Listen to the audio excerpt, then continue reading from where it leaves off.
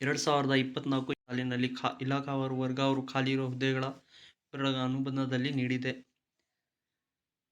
ಇಲ್ಲಿ ನೋಡಿ, 2024-25ರಲ್ಲಿ ಹೆಚ್ಚು ಹುದ್ದೆಗಳು ಖಾಲಿ ಇವೆ. ಅಂದರೆ ಇಲ್ಲಿ ನೋಡಿ, ಇಲ್ಲಿ ಕಂದಾಯ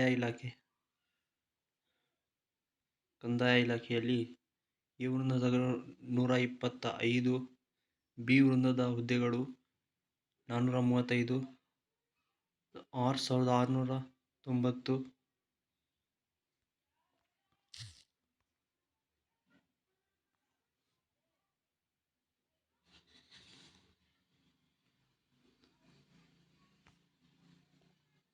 ಜಾಸ್ತಿ ನೋಟಿಫಿಕೇಶನ್ ಆಗುವ ಹುದ್ದೆಗಳಾಗಿದೆ. ಈ ವರ್ಷ ಆಗ್ಬೋದು, ಒಂದು ತಿಂಗಳು ಬಿಟ್ಟು ಒಂದು ತಿಂಗಳು ಆಗ್ಬೋದು. ಚೆನ್ನಾಗಿ ಓದ್ಕೊಳ್ಳಿ.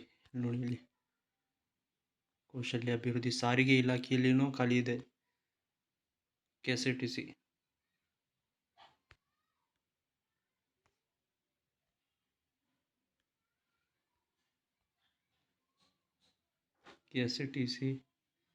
ನಗರ ಅಭಿವೃದ್ಧಿ,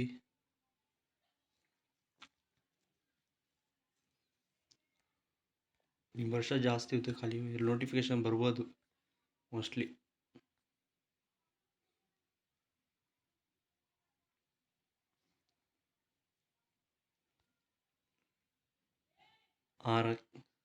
ಆಹಾರ ಮತ್ತು ನಾಗರಿಕ ಸರಬರಾಜು, ಅಂದರೆ ನೋಡಿ ಇಲ್ಲಿ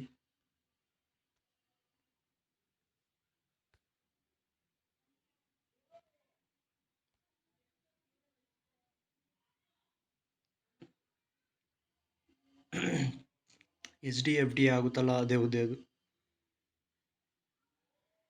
ಟೋಟಲ್ ಆಗಿ ಈ ಲೈನೇ.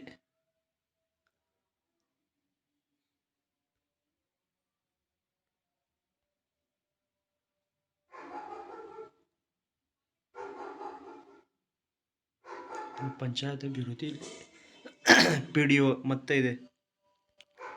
ಈ ವರ್ಷ ಮೋಸ್ಟ್ಲಿ ಆಗ್ಬೋದು, ಮಾರ್ಚ್ ಇಲ್ಲದೆ ಜುಲೈ. ಪಂಚಾಯತಿ